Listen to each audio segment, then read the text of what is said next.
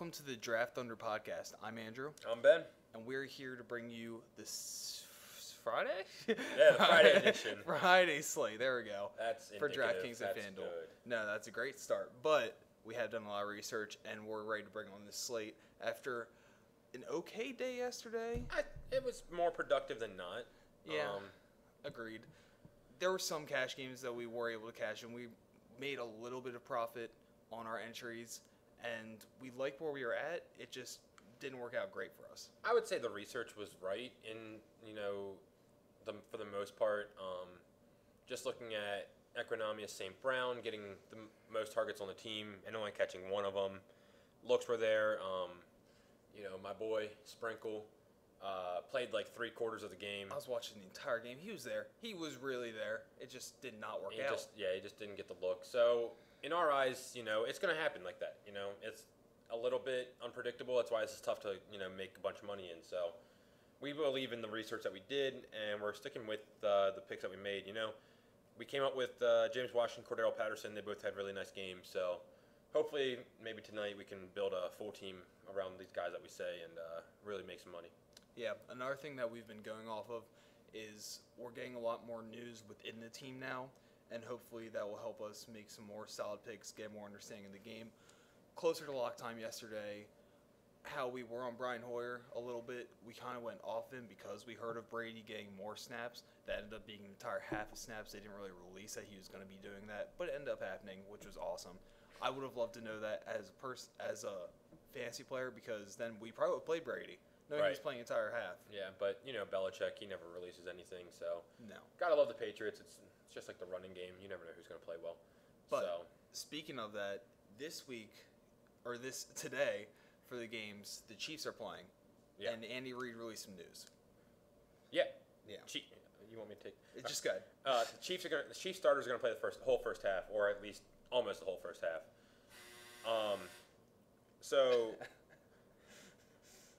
Yeah. Yeah. So we're looking at a big Chiefs stack tonight. Yeah, and that news has kind of been out there though, so their ownership is probably going to carry to be pretty deep. But that might not matter if you're playing cash, especially. You can pretty much lock in some of these guys: Mahomes, Kareem Hunt, Tyreek Hill. If you want to throw in Sammy Watkins in there, Travis Kelce, you can throw them all in there. Travis Kelce should get you some tight end points, so we really like that. Hey, tight end, Travis Kelce. You heard it here first. He's an okay player. Yeah.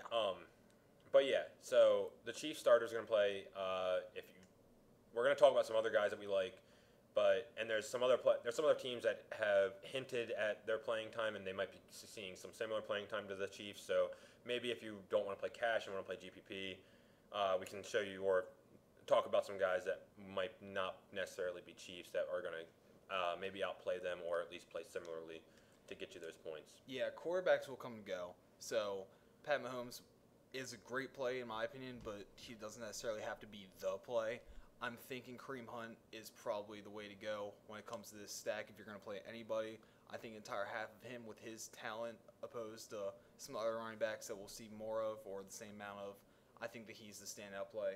Who will get you the most points there. Tyreek Hill for the high flyer is another one that I'm going with for hoping for that long ball. Apparently him and Mahomes have been connecting a lot on those this season, so that'd be a great thing to see. And Kelce's safe. If you want to go safe at tight end, I would say Travis Kelce's going to be the safest player. I mean, he's the top 2 tight end in the league in terms of talent. So, and you would think they don't want to put Mahomes in too many dangerous situations, so you might see Kelce, just being the safe option and just Mahomes looking to him to just get the ball out. So, yeah, I would say Travis Kelce's probably going to be the safest tight end on the slate. Yeah. But we're definitely going to talk about some other guys that you will be able to play and will most likely carry some less ownership. And since everybody's the same price, you're only looking at ownership to differentiate yourself. Yeah. Another team that we're going to be looking at a lot this week for players is the Browns because they're young talent and hopefully we can get a lot out of their team. So the quarterback that we're looking at is Baker Mayfield once again this week. We know he had a great week last week. 2 touchdowns? 2 touchdowns. And like 100 yards, yeah. I think, around. He just had a great game, looked good. He'll probably get the same amount of playing time this game. 212 on the yardage. I know Tyrod. Pronounce it right. Tyrod. Yeah, Tyrod will be playing a decent amount. Also, but I still expect Baker to shine this game and get a lot of yards, a lot of rushing yards that will help us too. Just the whole package he brings to get some points. Definitely. And I know that we have some receivers to pair with him, which are kind of they're great options, but it's just kind of hard to figure out. What do you think about them? So the two that we're talking about here are Antonio Callaway and Rashad Higgins. I was extremely tilted watching Hard Knocks Tuesday night when I found out that Antonio Callaway played every snap of that preseason game when he was in because they were punishing him. I don't get that. I don't know how you're punishing a guy by making him play. I get he was probably tired. He was running a bunch, but like you just let the dude go out and ball. Like he hasn't been able to play. This is a rookie year. Like if you want to send a message, I feel like you would sit him down, which is why I recommended Rashard Higgins. And look, he still had a nice game. He just wasn't Antonio Callaway. Tonight, who knows what they're going to do with Callaway. I would expect him not to play every snap like he did last week. Yeah, he's got sore ribs. He's questionable going into the game if he even plays. He's still got the legal battle going on. He's an enormous talent. If you watch Hard Knocks, you know he was once touted as a first-round pick. He just makes some bonehead decisions off the field. So I still like Higgins as a safer option here. He's going to get his. If you watched any of that game last week, he's a pretty talented receiver. He made some good catches, and he can find himself open in space and get some yards after the catch. So I still think Higgins is going to be a play here tonight for me. I might use Callaway a little bit just to provide myself the safer option, as I would expect him to carry some ownership unless people are scared by the injury designation. So if we find out that Callaway's not playing, like we say, always follow us on Twitter. Yeah, at Draft Under DFS. Yeah. But yeah, definitely, if we find out Callaway's not playing, we're going to lock and load Rashard Higgins. Yeah. So if you hear news from us, it will probably be about Callaway. We'll probably get a sense of it. We can only assume. But if not, it's going to be Higgins for us. Yeah, I would say. Yeah. All right. So I know you had some more quarterbacks to talk about. Yeah, definitely. I'm going to start here with, I'm just going to start with Drew Rosen. Josh Rosen. Drew Rosen. Where is that coming from? I have no idea. Drew Stanton is where that's coming from. Josh Rosen, for the Cardinals. So we saw him last week. He was okay. Up and down first game action in the NFL. But he's a good quarterback from out of UCLA. Pretty talented guy. So the news that we're hearing out of Cardinals camp is Sam Bradford is going to start the game, but Rosen's going to come in and work with some of the first-team offense, mainly looking at the first-team offensive line, so that'll help him, hopefully have some time to throw the ball. If it's not, it might not necessarily be, Larry Fitzgerald out there. They might not use him as much just because of his veteran status, but he's going to be working with the first-team offense a little bit. Probably Sealy Jones. Right. So, Ricky Seals. Yeah. And I'm hoping that he comes in. So that lowers Bradford's upside a bunch, knowing that Rosen's going to come in and take some snaps away from him. And Rosen's going to carry some of those snaps into the second team, too. So he's going to look at a good bulk of the time, probably, I would say, about half the game, maybe full second, full third. Probably about what we saw of Darnold. Yeah, exactly. So, saying that, Darnold had all that time yesterday, but he didn't necessarily produce. So that could happen. Some of these teams are taking the route of protecting their quarterbacks, and I get it. They don't want them to throw a bunch. Sure, but to me, Rosen is one of the guys that is kind of fighting Bradford. It seems like Bradford's going to be the starter, but Rosen was drafted as a first-round pick. You don't draft a quarterback in the first round and sit him behind a guy like Sam Bradford. No knock on Sam Bradford, just, they drafted Rosen for a reason, and they are going to want to see what he can do. If he's getting snaps with the first team tonight, I would assume they want him to play and throw the ball and see what kind of throws he can make and assimilate himself into that first-team offense. So he's one of the guys I'm looking at just out of a time standpoint and the fact that I trust his talent a little bit.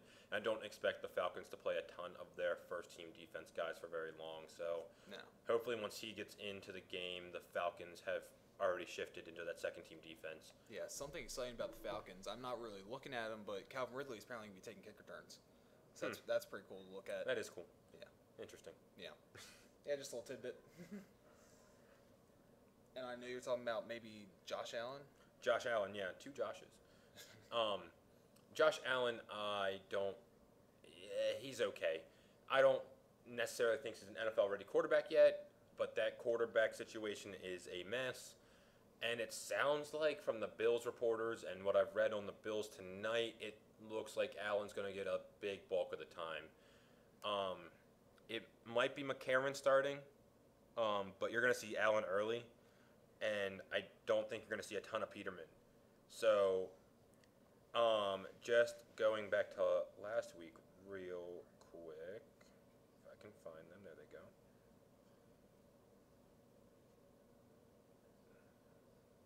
There we go. Josh Allen, 9 of 19, 116, and 1 touchdown. No picks, so no mistake there. Peterman and McCarron both threw the ball 10 times. So that's about 40 attempts between the 3 quarterbacks, which is actually more than we've seen from a lot of the teams. Yeah. So you're kind of looking at a team that's going to want to throw the ball a little bit and see what because they need to decide who's going to start quarterback for them week 1. So I think Allen is going to see a huge bulk of the time tonight. He wasn't that efficient last night, but he's got a cannon, and if he hooks up with somebody for a deep bomb because he can just throw the ball the whole length of the field, that's going to provide you what you need right there. So I would say Allen's another guy that you could definitely pencil in for about half the game and be going against, again, the second or third team defenses and hopefully connect and be a little bit more efficient this week. Yeah, these are all definitely guys that you can mix into your lineups if you're trying to make a bunch of lineups. I probably feel best about Mahomes and Baker personally, but if you're making lineups, mix them all in. They'll all produce for you, hopefully, and get you some points. So now moving on to running backs, we were talking about Kareem Hunt. I'm going to talk about Wayne Gallman. So he's the running back for the Giants. Saquon Barkley got a little hurt last week. It's not like a major injury, but reading some articles from the Giants, they want to protect him. They're kind of scared. They're scared from Odell. Yeah. They have this amazing player, gets hurt early on. They don't want that to happen to Saquon. So he's not going to be playing. Odell's apparently not going to be playing either, which is kind of understandable. Makes sense. Yeah. Would I want to play if he played? Yeah, but hey. So Gallman's the next guy up. Gallman and Jonathan Stewart, right? They have. Is that who they have? Yeah, but Jonathan Stewart won't be seeing as much time. It'll mainly be Gallman. A lot of time from him. I'm assuming he'll be mixed in right away with Jonathan Stewart. Jonathan Stewart will stop early. Gallman will be playing into the second and third quarter, most likely. What I think is going to happen. We're going to see him getting a lot of receptions. He's a catching back also. I remember we saw a lot of that last season. And he's just going to, I think, have a high floor tonight. Yeah, I'm with you with him. They are sorting out their fourth running back spot, which is most likely going to be their last spot on the roster. But there's only 2 other guys. So if you factor in Jonathan Stewart, maybe only playing half the first quarter or maybe the first quarter, that leaves 3 guys to mix in for the rest of the game. And, in the preseason, they don't want to burn anybody out unless you're the Browns and want to punish somebody, apparently. I'm not mad. And so that only leaves 3 guys. Gallman's got the most talent out of all of them. I would expect him to have a pretty nice night tonight. Agreed. Guy I'm going to be talking about was one of the stars of last week. It's Kerryon Johnson. One of the draft picks out of Auburn for the Detroit Lions. Was their top running back last week. He had 7 rushing attempts, which led the team. 34 yards rushing, which led the team. He also caught 4 passes, which I believe led the team. Yeah. Besides 1 wide receiver. Led the running backs anyway, and those went for 33 yards. And so he's an incredible talent. I've heard a lot about him actually coming out of Auburn and then a lot through Lions training camp about how much they are really excited for him. Theo Riddick might suit up tonight. If he does, it's not going to be for much. They know they have him, Theo. Yeah, so I don't necessarily expect him to play, but if he suits up, I don't expect to see much out of him. LeGarrette Blount the same way. He's going to suit up, but he saw 5 carries last week. I would expect something similar. Blunt's a veteran. They know what they have. Maybe a little bit more Amir Abdullah. He only saw 4 carries last week, so you might see a little bit more Amir Abdullah mixed in. But still, I would expect to see a lot of Kerryon Johnson. Maybe reaching that double-digit double-digit rushes plateau. And he's also another guy that can receive the ball out of the backfield. A lot of targets. A lot of targets. I would expect them to use him a lot this week. And I even rattled off a couple guys that might be ahead of him. So he's got an opportunity to maybe shift their mind and maybe become their number one back because Blunt may be a goal line back, Theo Riddick might be their third down back. They might try to trade Amir Abdullah because he's never really worked out for them, even though he has some talent too. Yeah. So I would expect Johnson to have a really nice game tonight again. Might carry some ownership because he was talked about a lot last week, but I would expect him to be worth it tonight. Yeah, watching them play him, I was very excited about watching him, honestly, because they've been waiting for a back like that. They haven't had a running game in a while. So if he's producing that for them, why not run with it? Right. So I see them definitely going with that, and I like that play a lot. Somebody that we know a little bit more about is Christian McCaffrey, who I'm also looking at to play tonight. So Panthers starters apparently have been said that they could be playing the whole first half. Or at least a majority of it. Or a majority of the first half, and that means Christian McCaffrey. Yeah. And he is somebody exciting to watch, and I know that they want to give him a lot of work this year. Mm-hmm. So why not start here? They want him to be a bell cow. I don't know if he can handle it yet, but they got to figure that out if he can or not. So yeah, Christian McCaffrey is just one of those guys that's a really good talent, and another receiving back that's going to provide you with those extra points for PPR if you're playing Draftkings. So yeah, I'm definitely with you on Christian McCaffrey. I don't know if you want to say anything else about him. Well, I know that they also see Janderson, and they've been saying how they're going to be mixing them in together, but like we just said, he's going to get more of the load. Christian McCaffrey might get robbed goal line. I could see that happening, honestly, which would suck a lot. But the catches should make up for that. Yep. Or he might not. They might want to see him try and power it in early on in the preseason. So we'll definitely see about that. I think he's a good high floor for that first half. Yeah, absolutely.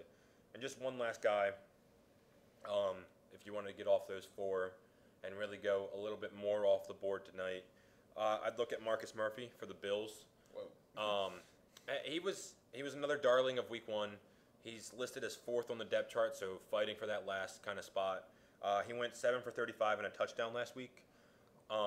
So he looked actually really good.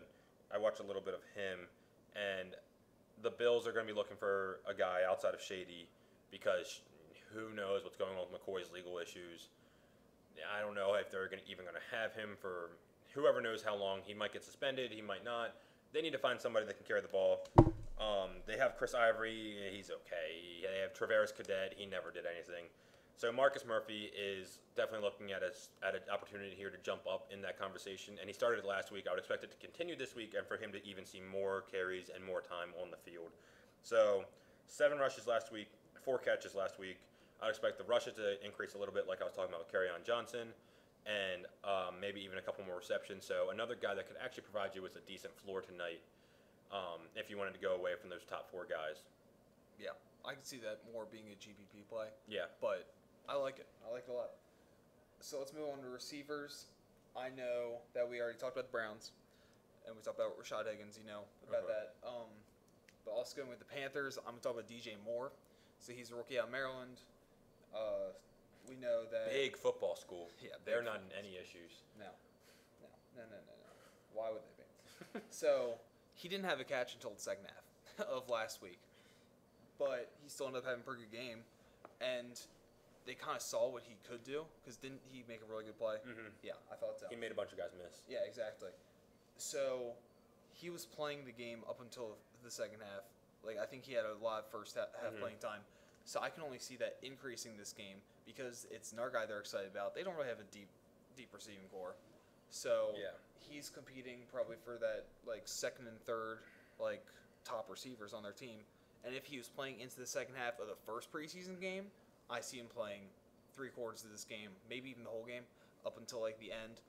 I see a lot of playing time out of him. He's got the talent. Like Ben said, he was making people miss. I think there's a lot of upside with him, and he'll get the volume that we need. Yeah, definitely. He was the first receiver off the board in the draft this year.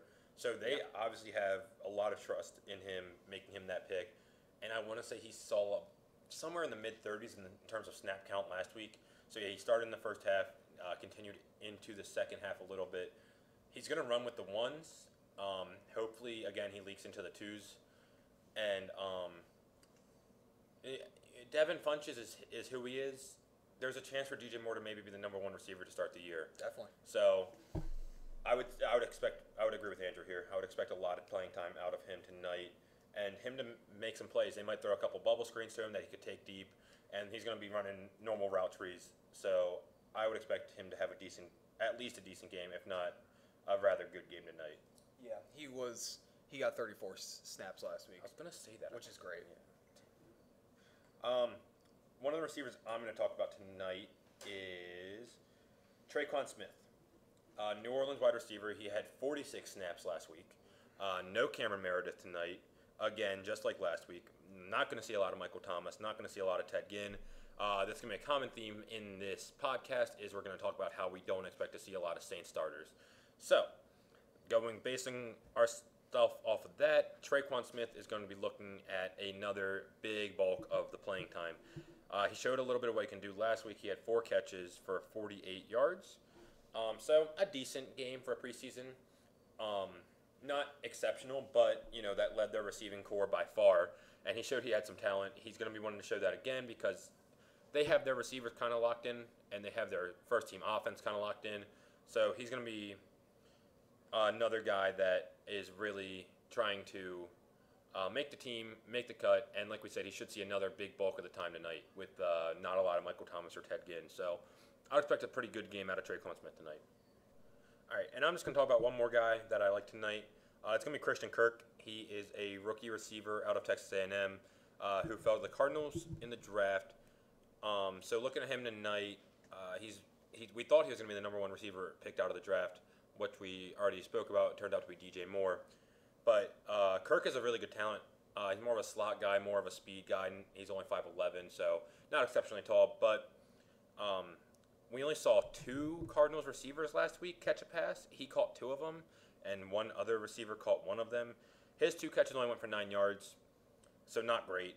But he's one of the guys that could go under-owned if people are just looking at box scores to do their research and just using those kind of tools for them to base their people off of. They're going to see that, Christian Kirk, 2 catches for 9 yards, that's nothing, and forget about him. But he's a really good talent. I would expect to see him a lot more tonight and maybe even catch, 4, 5, 6 passes, hopefully turn those into bigger gains. So I would expect to see him more tonight. Yeah, I would just expect a pretty good game out of him. Yeah, I thought he was a receiver for the Saints, to be honest. But I'm definitely looking at him more. So, moving on to tight ends. Woo! Our favorite part! We're really good at tight ends, guys. Yeah. We promise. We're going to keep telling you that until we get it right.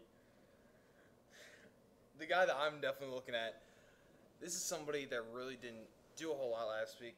He only got 2 receptions for 16 yards. But that is Thomas Duarte. Duarte. D-U-A-R-T-E. I think it's Duarte. I'm just. Is that French? for the listeners, all right? They got to find him in the player chart. Right, he plays for the Dolphins. He had 48 snaps last week? 48 snaps.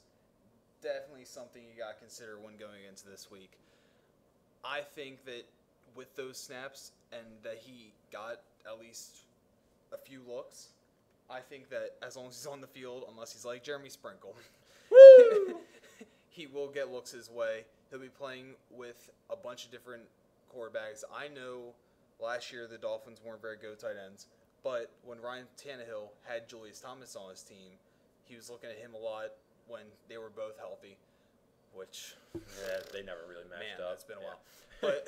But Ryan Tannehill does look tight ends ways, so Duarte could definitely be could be an interesting play this week. I could have that name way wrong. I'm going to play a little devil's advocate with that pick just because I like to be difficult.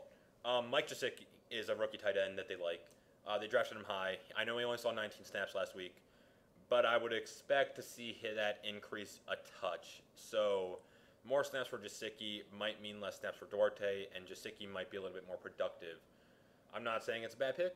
Yeah. I agree with the volume. I don't think he's gonna lose a bunch of snaps. Even if he gets 30-plus snaps. I agree. It's still good. I totally agree. I'm just, for full clarity, they do like Gesicki a bit. He just didn't produce very much in the last game, so they only played him for 19 snaps. Yeah. But if Duarte outsnaps him like that again, or Duarte, whatever his name is, That guy. That guy for the Dolphins that had those 2 catches, should provide a decent play. The first tight end on my list this week is going to be Jarrell Adams. He's a Giants tight end. He played 40 snaps last week. Didn't turn into a huge week, but really no one for the Giants turned into a huge week last week. Nope. So he had 2 catches last week, 6 yards. Nothing. But I don't expect to see a lot of Evan Ingram, if at all. Jarrell Adams should see a bulk of the time again. I looked into this a little bit more. When we see the snap count, we think, okay, why didn't he do something? Is he not good? Is he a blocking guy? It just didn't work out last week. He's actually got some talent. The Giants seem to like him, and they said this past week in training camp he's actually turned it on even more, and they really, really thought he had a good week. So maybe they try to feed him the ball a little bit more, see what he can do with it. So I think those snaps should lead him to be getting a couple more receptions, hopefully some more yardage out of those catches, and then leading to maybe red zone looks, stuff like that. So I would look at him as one of my core tight ends if you're not going to go with Kelsey or Duarte or someone else like that. So yeah, I know the last guy that we're both considering is Njoku, but I'm a little scared playing Njoku, to be honest. Mm-hmm. Like, we know that he's the number 1 tight end, and he will probably be playing a lot because they want him to be matching up with both quarterbacks. So Mm-hmm. I could see him playing with Tyrod the entire time and playing with Baker. But he only got 18 snaps last week. He got those 2 touchdowns. right. But only 18 snaps. That's scary. I assume he'll get more this week. They're going to be playing more of their starters, like every team's going to be doing. But it kind of feels like we're hunting for touchdowns. And I don't know if that's necessarily the guy or the way you want to go with this. And I feel better about playing Adams, to be honest, for the Giants. But Njoku should also be a good play if he ends up getting those red zone targets again. He's going to be a great play.